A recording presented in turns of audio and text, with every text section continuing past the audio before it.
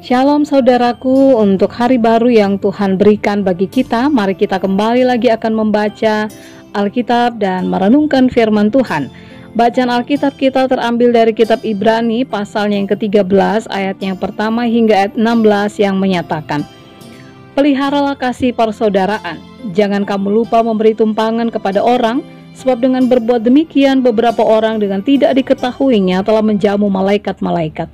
Ingatlah akan orang-orang hukuman, karena kamu sendiri juga adalah orang-orang hukuman. Dan ingatlah akan orang-orang yang diperlakukan sewenang-wenang, karena kamu sendiri juga masih hidup di dunia ini.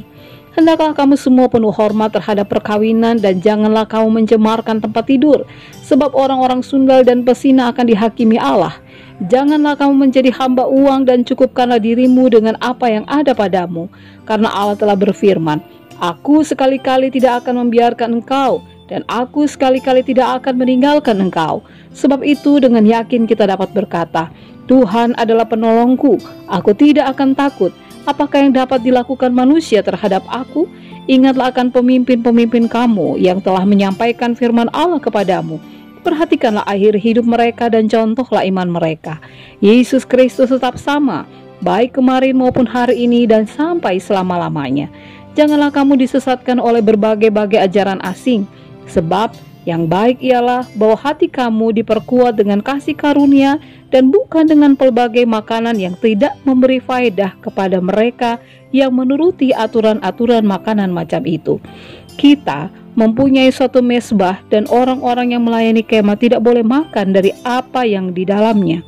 Karena tubuh binatang-binatang yang darahnya dibawa masuk ke tempat kudus oleh imam besar sebagai korban penghapus dosa dibakar di luar perkemahan. Itu jugalah sebabnya Yesus telah menderita di luar pintu gerbang untuk menguduskan umatnya dengan darahnya sendiri. Karena itu, marilah kita pergi padanya di luar perkemahan dan menanggung kehinaannya. Sebab di sini kita tidak mempunyai tempat tinggal yang tetap. Kita mencari kota yang akan datang. Sebab itu marilah kita oleh Dia senantiasa mempersembahkan korban syukur kepada Allah, yaitu ucapan bibir yang memuliakan namanya. Dan janganlah kamu lupa berbuat baik dan memberi bantuan, sebab korban-korban yang demikianlah yang berkenan kepada Allah. Demikianlah pembacaan Alkitab. Mempelajari firman Tuhan bukan hanya belajar tentang teori yang tidak memiliki hubungan dengan kehidupan sehari-hari.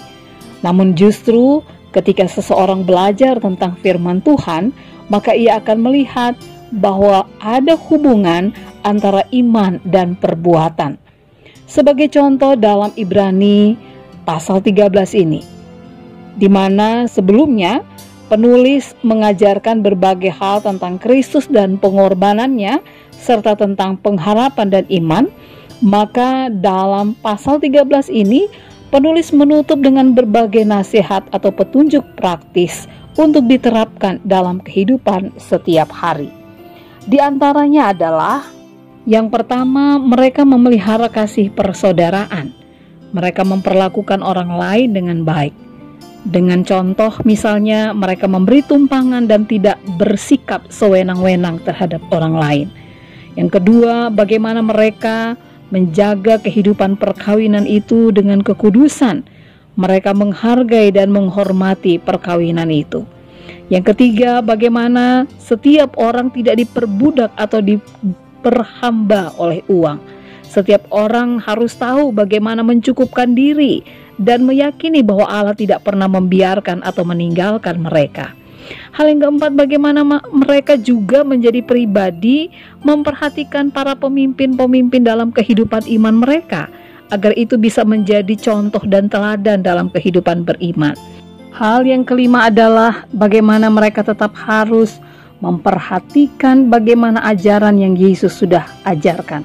Karena Yesus Kristus tetap sama, baik kemarin maupun hari ini dan sampai selama-lamanya. Ada begitu banyak ajaran yang bisa menyesatkan kehidupan orang beriman. Karena itu, mereka tetap harus menjadi pribadi yang senantiasa memperhatikan dan terus-menerus melakukan apa yang sudah diajarkan di dalam kehidupan beriman mereka. Bapak, Ibu, saudara-saudari yang kekasih di dalam Tuhan, kehidupan beriman bukan hanya persoalan aku percaya kepada Tuhan atau aku tidak percaya. Namun persoalannya adalah bagaimana ketika kita mengatakan kita percaya kepada Yesus Kristus sebagai Tuhan dan Juru Selamat, maka kepercayaan itu juga harus dinyatakan dalam sikap hidup setiap hari. Bukan persoalan ketika kita menghadapi pergumulan, kita kemudian menjadi pribadi yang hanya peduli pada diri kita sendiri. Namun justru disitulah ketika kita mengimani Kristus sebagai Tuhan dan Juru Selamat, kita tetap harus menjadi pribadi yang saling menopang dan saling mendukung satu dengan yang lain, agar kehidupan kita semakin dikuatkan. Dan di dalam kebersamaan, kita boleh senantiasa menjadi persekutuan yang melakukan tindakan kesaksian iman bagi orang-orang, sehingga orang-orang yang belum mengenal Allah melalui kesaksian hidup itu sendiri dapat memahami dan mengenal tentang Yesus Tuhan kita. Bapak Ibu, saudara-saudara yang kekasih di dalam Tuhan, iman bukanlah seperangkat teori atau ucapan-ucapan indah yang disampaikan atau diperdengarkan saat di gereja ataupun dalam sebuah perenungan. Namun, itu harus diwujud nyatakan di dalam kehidupan setiap hari. Karena itu, mari kita mewujud nyatakan tindakan iman kita. Tidak hanya peduli terhadap diri sendiri, tetapi juga peduli terhadap sesama kita. Mari kita wujudkan tindakan kasih kita dalam hidup sehari-hari, agar dunia dapat melihat iman dan perbuatan kita. Iman yang terus bertumbuh di dalam Yesus Kristus, Tuhan dan Juru Selamat kita. Amin. Bapak, Ibu, saudara-saudari yang Tuhan Yesus kasihi, mari kita satukan hati kita berdoa. Bapa di sorga, terima kasih untuk firman-Mu yang senantiasa menjadi pelita bagi kami, menjadi pedoman yang membuat kami bisa menjalani kehidupan beriman kami dalam kehidupan kami dari waktu ke waktu. Kami mohon kepadamu Tuhan, mampukan kami agar kami tidak hanya sekedar percaya kepada Tuhan, namun percaya itu berbuah dalam tindakan-tindakan kami, sehingga kehidupan kami pun berkenan di hadapan Tuhan. Di dalam nama Tuhan Yesus Kristus kami berdoa. Amin.